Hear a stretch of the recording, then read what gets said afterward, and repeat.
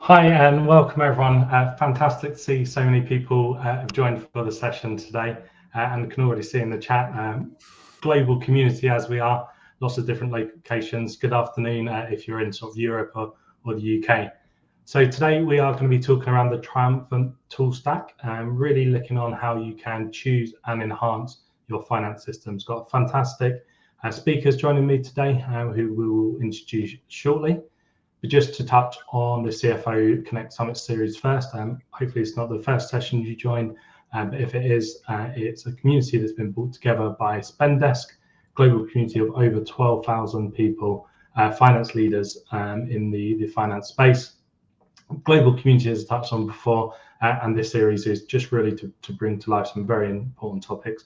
And today we're going to be focusing on your finance app stack. So what we're going to be covering today, going to focus around on what the perfect tools are for you. Actually, that's a process that never changes. One of the things that we'll find it's different for every business. It's always evolving. You will have your own different quirks, your own legacy systems perhaps that you're looking to improve. So there's no one size that fits all, but hopefully from the panel we have today, you'll find some sort of key tips, some key tactics to making the right selection for you. And hopefully we can help you build a smarter workflow. So who am I? I'm Luke Streeter. I'm COO and co-founder of Flinder. We run smart finance functions for technology and fast growth businesses. I get the sort of privilege of seeing lots of different applications, how they're implemented, how they're not implemented well in some instances. So you get a really good span of finance applications and crossing over into operations. So yeah, if I could pass over to our panel, our speakers today. So Rob, did you want to go first and introduce yourself? Sure. Thanks, Luke. Rob Goldenberg here, CFO of 6 Sense for over 9 years now.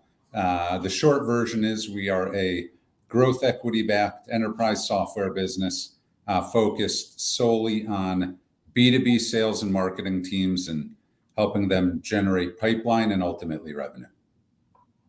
Great. Excellent. Thank you, Rob. Danielle, would you like to go next?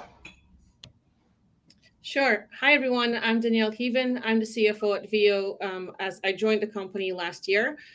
We get every traveler the best accommodation deal worldwide. I know that our brand is not out there yet, but definitely check us out. We guarantee the best deals.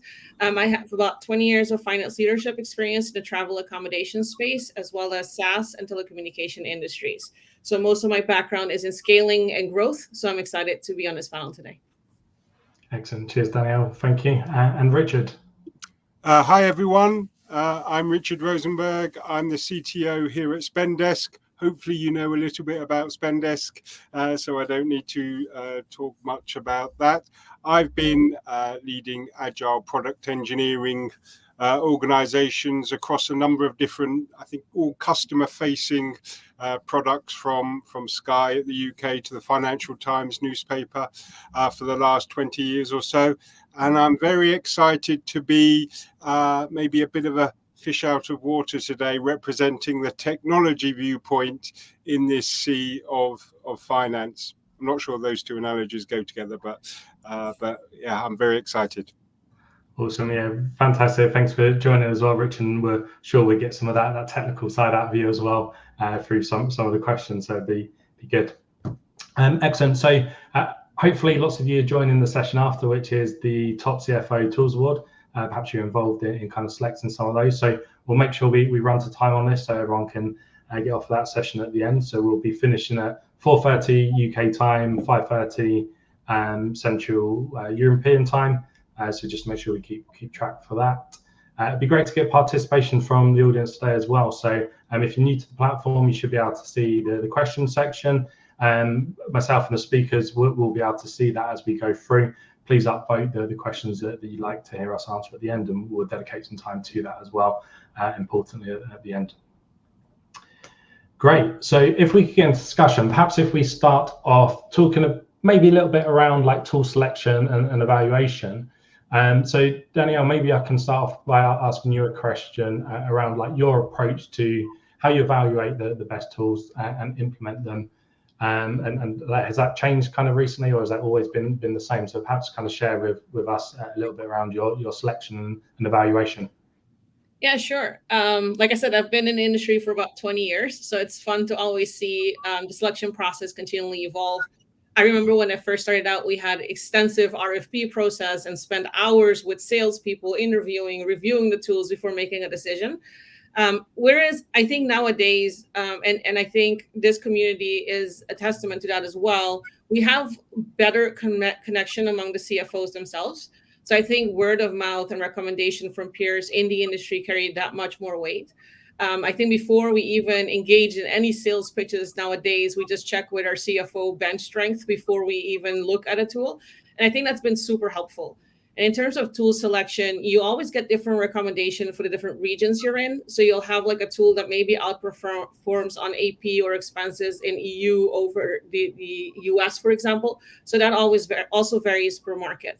But in principle, I think the recommendation of CFO peers carries a lot of weight when evaluating a new tool and seeing what works best for your stack. Yeah, so it's that being part of the community is key to that, isn't it? And what and scalability wise, where does that feature into the selection process as well? Maybe Richard, you've got some views on that? Yes, so I think it might depend on your growth projections, and particularly for high growth companies where maybe the clue is in the name, right? If you're genuinely growing at a fast rate, then scalability is going to be really, really important across a number of factors. Since this is a finance conference, let's start with costs. A lot of the tooling nowadays has variable cost programs that are based on data usage or based on number of users that you have, and therefore as you scale you need to take into account the impact of these increased costs. For me, just an example for me in technology, how we think about our AWS server estate is an example here where we have to constantly focus on how the tools are used as we expand. And actually now we have a pretty good model of forecasting our AWS costs based on our company growth targets. But apart from, I think, just pure costs, there's also, I think, a people aspect internally where you need to think about training and rollout as the company expands, as well as ownership and governance as your company grows in size and complexity. And finally, I think very often as the company grows, the tooling gets more bespoke, if that is a word, over time. And so I think you really need to think long term here. How much will you end up relying on this tool? How difficult could it be to replace? And if it gets more complex, how much maintenance does it take to continue operating? And so beware of all of these things and try and constantly simplify where possible. Yeah, some really interesting points in there, and that change management piece I've seen firsthand. It is very impactful, and actually sometimes if you're the decision maker selecting and going forward, sometimes you can lose sight of the impact it does have on the team if it's something they're using day in, day out, and perhaps carving out the right time for absolutely. Yeah. Awesome. Before I can move on to the next question, any other bits that people wanted to add on around that? Cool. Awesome. Maybe Rob, I'll throw a question towards you, focusing on the implementation integration still as well. Perhaps if you've got any sort of recent success stories, or I know sometimes you learn better from failures, actually, don't you? But any sort of stories or anecdotes that you'd like to share with us? Yeah, although I'll start with a high level comment when we talk about getting and implementing a new tool, which is we like to have a process first and then a tool second. But that being said, let me give you an example of what I'm talking about. We implemented Flowcast for close automation a little while back. Obviously, we had a close process before that. But then we decided to implement this tool, and actually, what Flowcast did for us was it replaced a shared spreadsheet. Well, we weren't in the office at the time, but you know how it is when you're sitting next to somebody in the office and you're going through the close and you ask them about a bank reconciliation. So it replaced a lot of that, also helped us collaborate better remotely. But we did not need this tool when it was just two of us doing the monthly close. Actually, I don't even think we needed it when there were 7 or 8 of us doing the monthly close. But then once we had a larger team, actually that was one of the tipping points. The other tipping point was opening up entities in multiple countries and having to deal with multiple currencies. That was the other one. We found that our previously nice close process started to fall apart in a couple of ways. One was actually just duplicating work. One person didn't know what the other person was doing, so we had 2 different people thinking they had to make the same month-end journal entries. But then another one was visibility, just understanding where we are in the close process, and then also what kind of might be missing or falling through the cracks. And that gives a lot of anxiety as a finance leader that something might be falling through the cracks in your close process.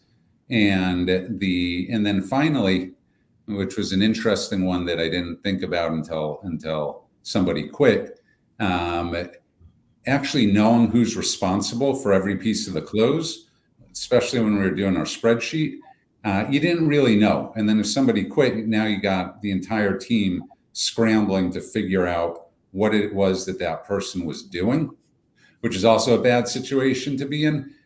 So Flowcast basically managed all of that for us. Now, I know this sounds like a commercial for Flowcast, so I'll make one more comment. We actually looked at a number of tools, and we thought that there are a number of tools that would have worked just fine. Blackline, for example, would have been another one. The reason why we ended up going with Flowcast, going to something I think maybe Danielle said earlier, is that we had 2 people already on the team who had worked with it at a prior company. So they're already pretty much trained up on it, and they could vouch for the efficacy of the tool. Okay, so it's actually your change management piece in there was a little bit easier because you had buy-in for that tool before you decided to change it, I assume then. Yeah, although it's never easy, right? Especially with something that broad. For that one in particular, one of the fun things we did was, right, because you can't necessarily just mandate folks to use a tool and then expect them to do it. For every monthly close call, we would spend at least 5 minutes actually in Flowcast as a team. And then sort of randomly when I have one-on-ones or skip level one-on-ones, I just, maybe 10 minutes in say, actually, let's pop into Flowcast and see how it's looking. You do that enough times and people expect it to be coming, especially when it's a request coming from their CFO and they roll up to that person. They get religion real quick on using the tool. And Danielle, Richard, do you got any sort of instances of how you implemented tools and perhaps resisted at first maybe? And like what sort of tactics did you use to help with the change management in those instances? I think Rob told the story beautifully, right? I think that everything that you have usually works up until a certain point. I think when you start adding complexities of entities or people or a process gets a bit more complicated, I think the importance is to explain the why and explain the wins. I think if people understand why you're doing things, even if the implementation is a little bit rocky, they know what they're working towards. And knowing what the end state is going to look like inspires confidence to go through the challenge of implementing a new tool. I think that as leaders, we should be critical before we choose to implement a tool because it does require a significant impact. Specifically, for example, if you think about finance, sometimes you need engineering and product support. So we do need to make sure that the implementation makes sense. And it is not just about scalability. It is about people. It is what do we need, but what do we need today? But what also do we need 10 years from now? Does this tool scale? So I do think there's some tools that might become obsolete, but in general, you want to try to do everything you do once. So if I'm asked, for example, hey, how are we going to scale 1 million? I usually think ahead, how are we going to scale to 5? So then I'm going to I'll focus on the 1, but I'm going to try to do the same things that I'll need at the 5 to get it done. And I think that's also how we should make sure that we manage the change management, explaining to the teams why, explaining that hopefully this will be the last time until for sure X happens. And I think that helps with the changes as well that you're implementing. I think you probably touched on this already a little bit in there, that I've kind of seen from experience that often as finance professionals, we think about finance, but actually it's the process within operations. So it might be completely unrelated team that if you're getting poor information in finance, it might be because of the operational process feeding into it. So have you had sort of challenges of balancing that before, that what you're trying to achieve in finance isn't maybe suited to another department within the business? Yes, 100%. I think this is something that not just finance faces, but every aspect of the business. And I think to Rob's point, he mentioned, hey, we had processes, but this changed the process. And I think that is so important to, as a leader, when you're implementing a new tool, to think about what does this tool need? What is the process it requires? And how does my organization flow into that versus forcing a tool to fit your process? I think often when you force a tool to accommodate your internal process, odds of a failed implementation go up significantly. So I believe that there is a need for standardization across the company in the finance department. However, when we do this, I think there should be one rule of thumb, which is to make sure that exception is not the rule. If you have too many exceptions, it means your standardization is not scalable. It is not effective because it's creating bottlenecks across the organization. And I think when you take a minute and look at the exceptions to, like, if you have 20 exceptions to the one rule, you should kind of see if you need to adapt that a little bit. So I think it's very good to implement a soft launch of standardization or new policies, new guidelines, see what the feedback is, look at what the difficulties are, and how do you adapt for these needs, and then implement a full something that is flexible, but yet you have your controls. And often for finance to have control, it doesn't equal like stagnating the business. I think the two are combined together when you really think through the process and controls that you need to achieve. I absolutely love that. And like standardization there is kind of critical. And actually that helps if you do have changing team members, or there's other sort of dynamics that change as well. So yeah, I absolutely love that. Also, perhaps a hot topic at the moment is around artificial intelligence. So it'd be absolute miss for us not to... There was just a question come through now about it. Yeah. Oh, perfect. Very timely. Very timely, almost as if I planned it. But yeah, thank you for the question on it. And if we don't cover it, we'll make sure we come back to it as well. Perhaps Richard, probably be worth kicking off, like from yourself actually, like what is AI in the context of finance? I suspect you could talk for hours on this, but yeah, perhaps give us some of the common misconceptions as well. Yes, and I'm sure there are many, and I think the first misconception may be that AI is something new. AI has actually been around for a hell of a long time. I think Alan Turing was doing his research on this in the 1950s, and maybe more famously, the IBM program Deep Blue beat Gary Kasparov at chess back in the late 1990s. So these concepts and technologies are not new. I think what is making them more prevalent and accessible now is the decreasing cost of computer power and storage, and therefore the amount of data and power that we have available to us. I appreciate, I think what is getting all of the news right now is specifically generative AI technology, or Gen AI, which is really just a specific subset of AI technology capable, as the name suggests, of generating something, either text, images, videos, or other data. And OpenAI's ChatGPT is probably the thing getting the most news and the most famous at the moment, and for good reason. It is the app with the fastest growing user base of all time, and I think just the other day the company has doubled its valuation just in the last 6 months, and I think is now worth nearly $160 billion. And as I said, that's grown 80 billion since February. So it is quite a huge growth here.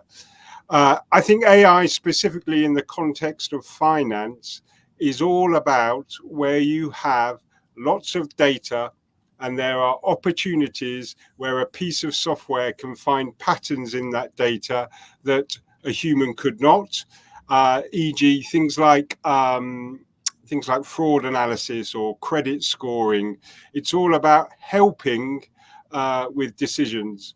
And maybe another misconception is that it's going to replace all our jobs and we'll all be robots. Personally, I think, at least for now, you still absolutely need the human there.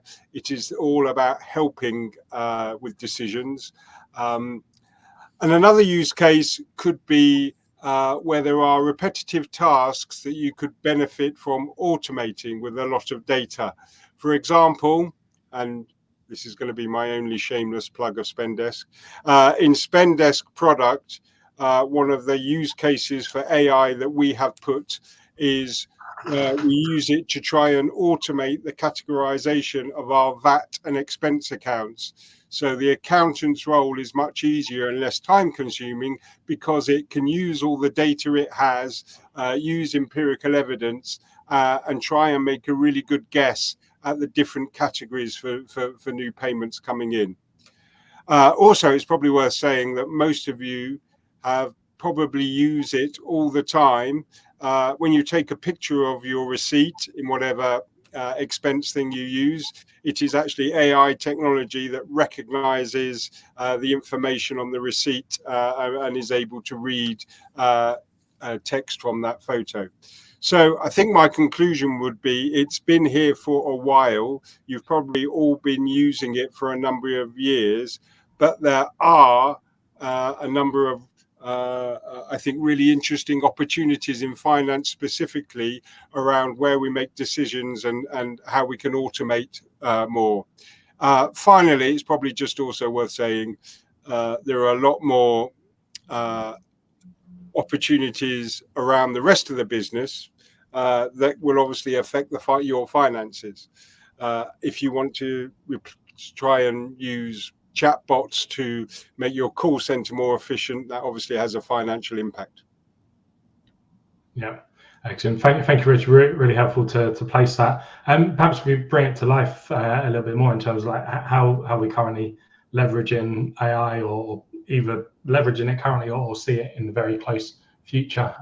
Rob, something that you want to talk on? Sure. What's interesting is in preparation for this, I went back and checked to try and figure out where exactly my team is leveraging AI the most.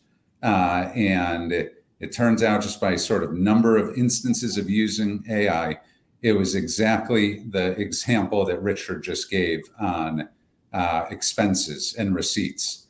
And to be even more specific, let me give you an example. Whenever we have an employee who stays at a hotel, we got to make sure there's some folio or some receipt that's in there that's detailed and line itemed.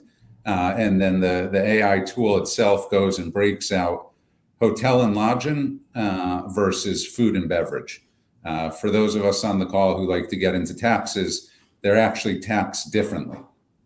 So you have to break them out to be SOX compliant. And it doesn't seem all that exciting unless you've been doing this long enough where you actually have to go in and have a human read all those and split them up by hand. And it's so incredibly time helpful that we don't have to do that.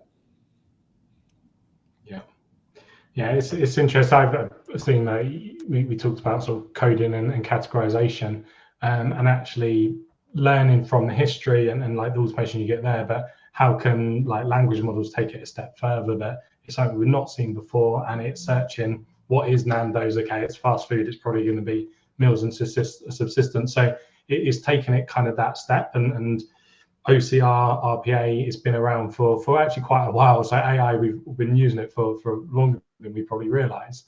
But how do we take it to that next generation of AI? And some businesses, and to touch on the question a little bit, it's do you go and build your own AI or do you leverage what applications are putting in? So we've already touched on what Spendesk are building into it. And actually, I guess sometimes that comes down to budget, size of organization. Can you dedicate to an AI team and develop that, or if you're a smaller business like Flinder, for example, we leverage AI that's built into the tools, and it's kind of moving at a really good pace. Danielle, any sort of challenges you face with trying to implement AI tools? Are there sort of any sort of recent examples of it, perhaps, and how you've kind of gone about it? I think some of the top of mind, and I've also heard them mentioned throughout this summit, is definitely data. It's like you do not want to be the CFO that was careless with the data that you're sharing with the tooling that you are using.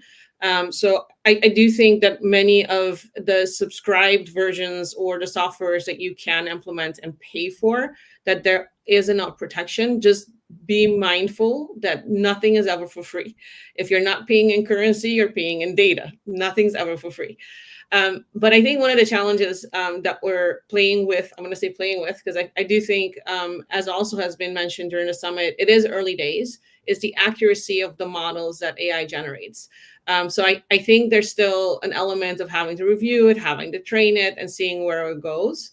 But in general, I think adopting the technology is very important for us, because I do think it will change the role of a finance CFO, but also, just like mentioned earlier as well, repetitive tasks are likely to be a lot less time consuming or go away completely. But I think as a CFO as well, I think this will be the new tools that we will be using for forecasting and any financial data that we have to filter through. Myself, I am very active in scale ups and startups, which means large data sets, not necessarily structured. So this is something that we are looking at right now, like how can we leverage this technology to really sort through the vast amounts of data that we have and be able to provide meaningful insights, not just for ourselves, but also for the business, and identify the right opportunities. So challenges, but very exciting for sure.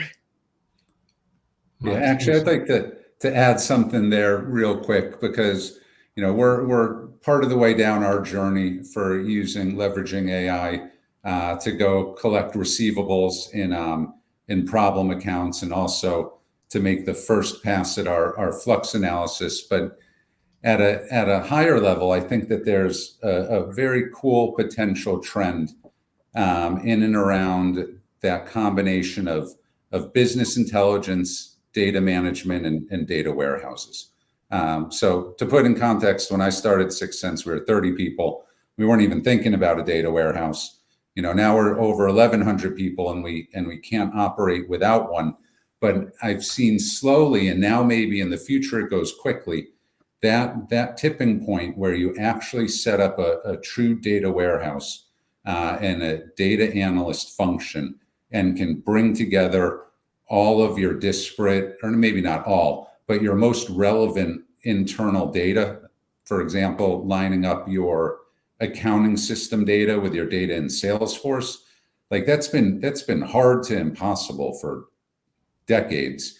And I think with generative in particular, it's becoming easier. And my guess is in 2 years, if normally that tipping point to setting up a big data warehouse was, I don't know, you have 500 employees or you have 150 million of revenue or whatever it was, that tipping point's going to move earlier in the company journey. And not only is it going to move earlier, but it's also going to be easier and more efficient and more effective. Cheers, Rob. Thank you.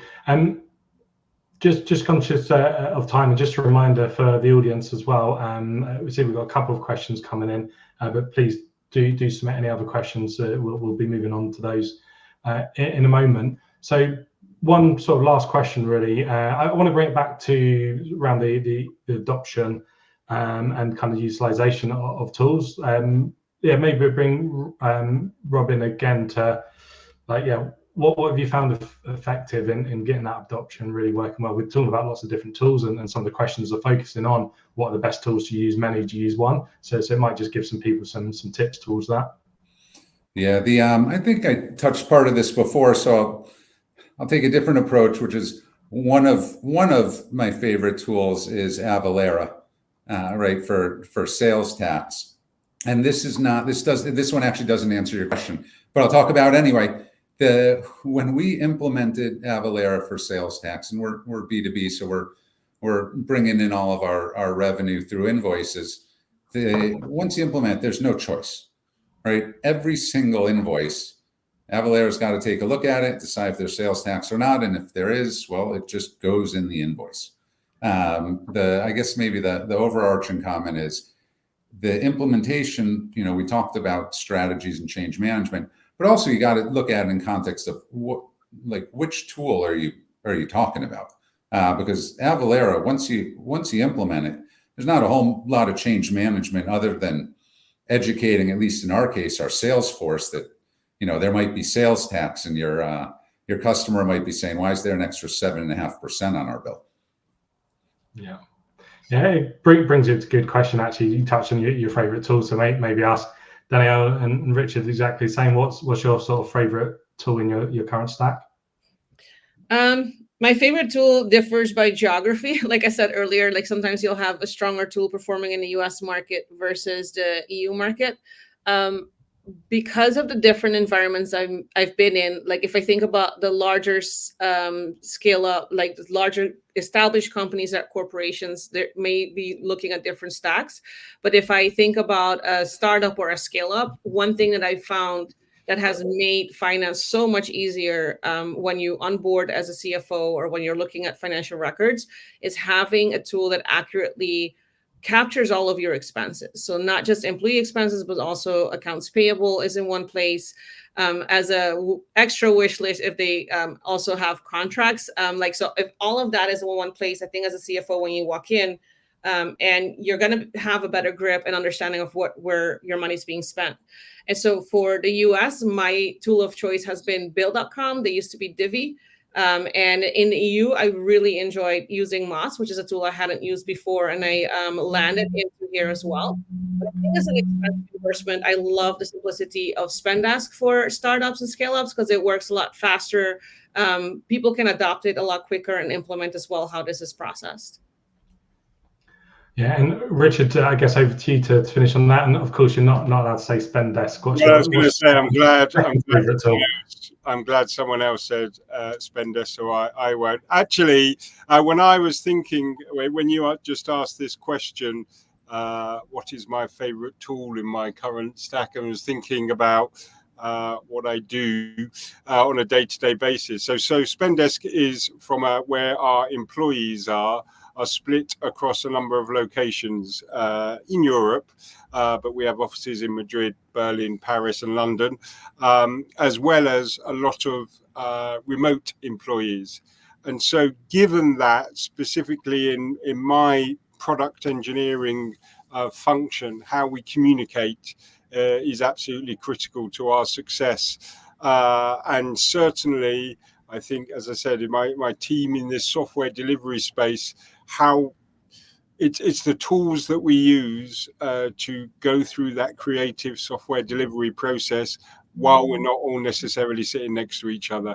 And so specifically for me, it's Slack and Notion. They're probably my favorite things. Yeah, awesome. Slack's fantastic, and connectivity of it as well, like the bringing everything into it. And a tool that I never really quite harnessed the power of. We use Airtable a lot. We use it for database management and the simplicity of building some automations in it. And actually, for example, a little bit boring example, but we pull data from company's house around statutory filing deadlines, and then based on who's the client owner, I can fire out automated emails around deadlines and things like that. So there's some very sort of good like tools you can use to help automate, and it doesn't have to be expensive. I'm sure people have heard of Zapier and Make, for example, building automations in those I can see as a sort of a common solution. And it perhaps touches on, there's an anonymous question, so I can't give it credit for someone, but the question's around for a scale up. Would you recommend one all-encompassing tool or several niche tools that serve a specific function? I certainly have a view on this with putting kind of stacks in place, but open it to you guys first. What's your view on this? Shall I kick off on this? I mean, it's a very difficult question to answer because there's obviously a lot of context that matters that would would show your answers. And there's various questions that I would be asking myself on this as to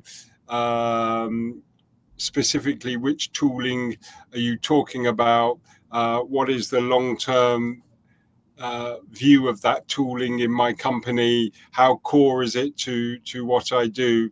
Generally, I would say you have to balance the simplicity of having one single tool against probably what is the more bespoke functionality you will get from a niche tool. And also that niche tool, I guess that company is completely focused on fulfilling that task as best it can, so is likely to develop that tool further and further, whereas the encompassing tool might do some things well and not so other things well, and you might have to make various compromises. So I think it's always a balance. And I know it doesn't really answer the question, but my sense would be for the things that are absolutely core to your business or core to your flows, go with the more specific tool. For the ones that are not so, if you try and use generic tools to simplify things. This leads on to another question, which I'll kind of share with everyone in a minute, but in terms of like core finance applications, being sort of CFOs typically or finance professionals on this call, everyone's heard of Xero and NetSuite. They're probably the two most common tools across this community, actually. So I think that step change from that, Xero is fantastic because it connects so well to so many different tools. Naturally, the price point of Xero plus all these others is going to be significantly less than the NetSuite. So it's my take on it. It will come down to budget.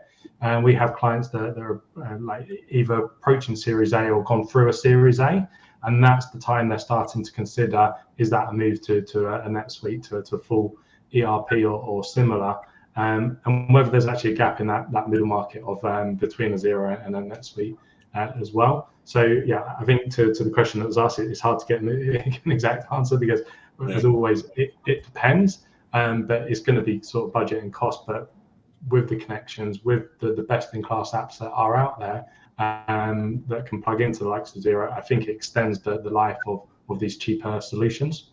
A lot of the modern tooling now as well has pretty strong integration capabilities anyway. So again, I'll use the Spendesk example because I know it, but if you've got Spendesk, you can seamlessly integrate with NetSuite and take data from your HR system and integrate that in, or your travel system. So quite often you can successfully integrate these tools together in a seamless way. Yeah.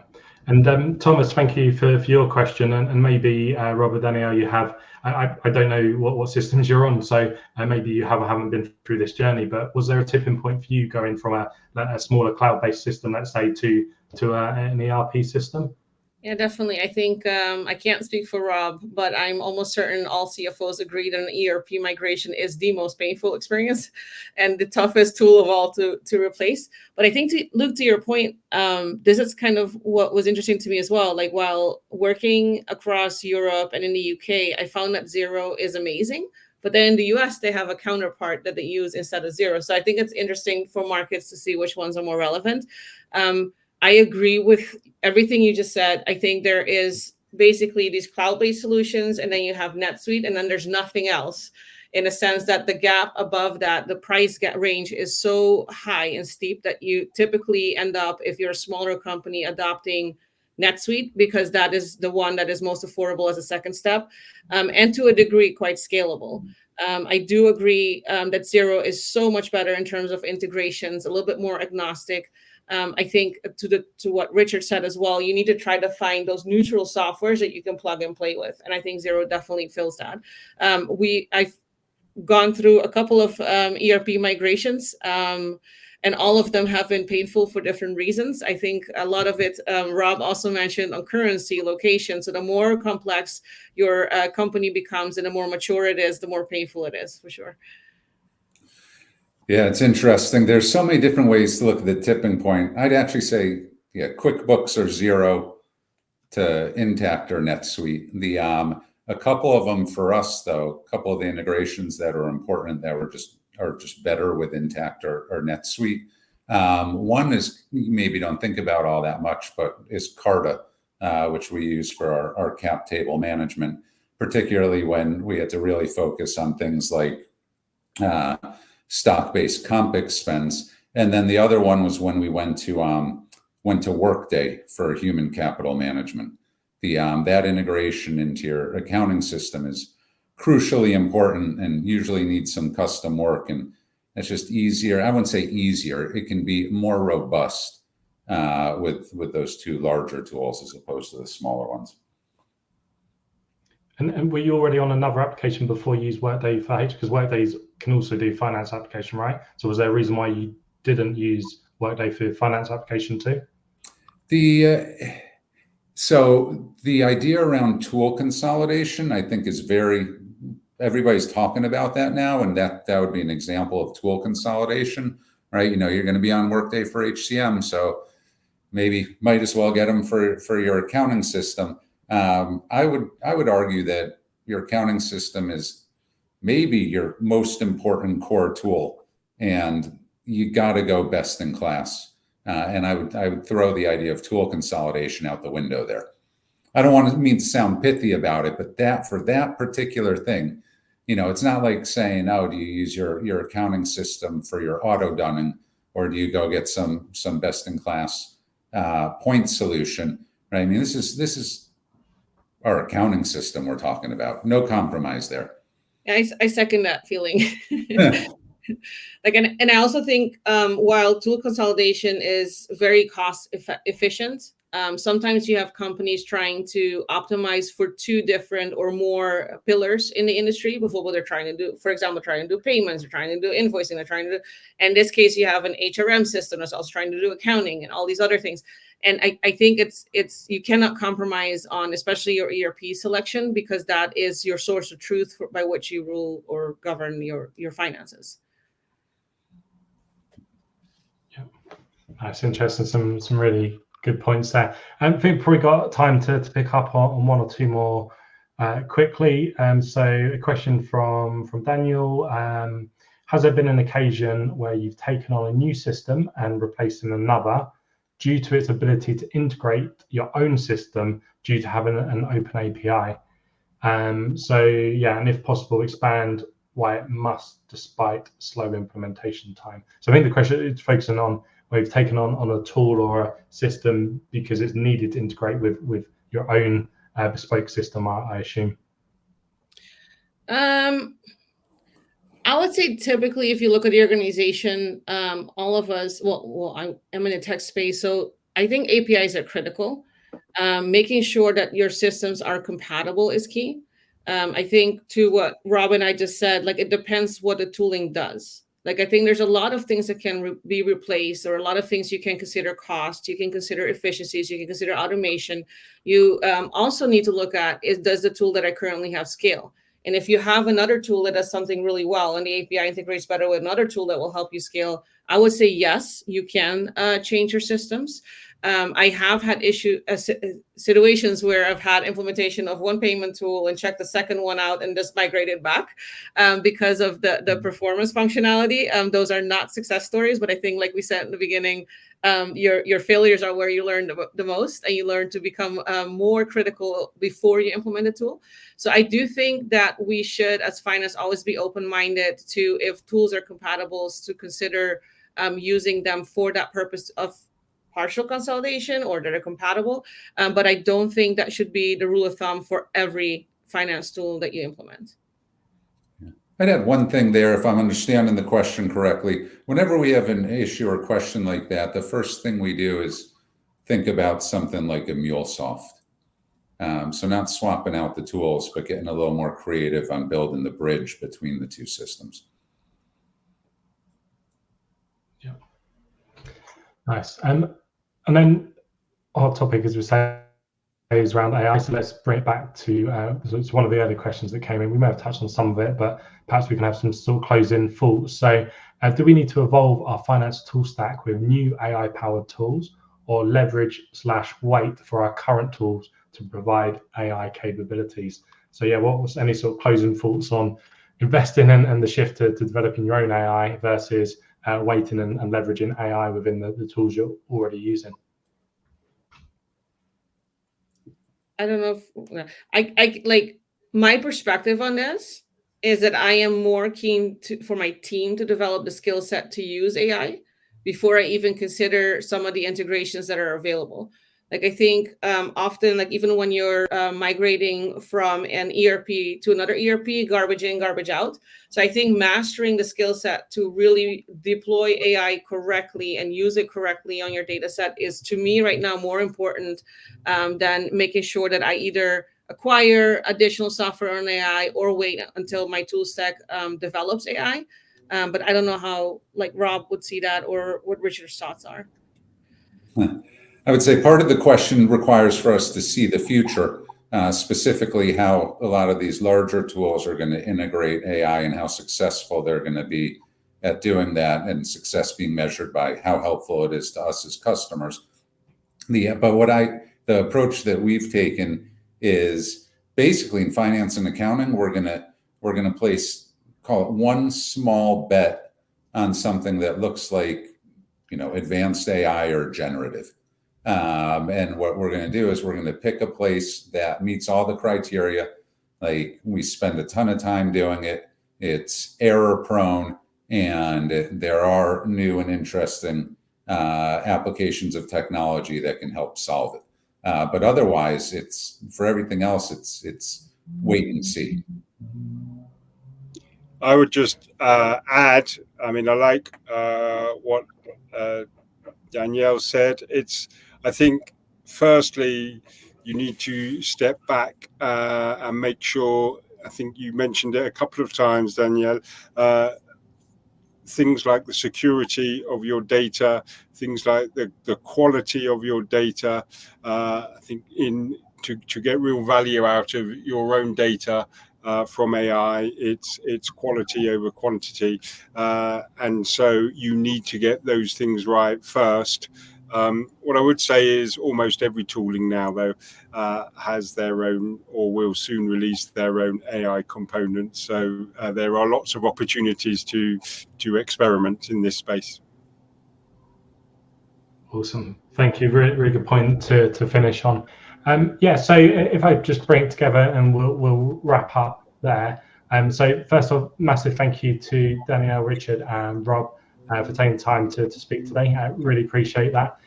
Just a reminder, the next session that starts actually just in 12 minutes is around the awards. So please do join that. You'll find out what the top voted apps in different categories. There's a couple of new categories announced this year.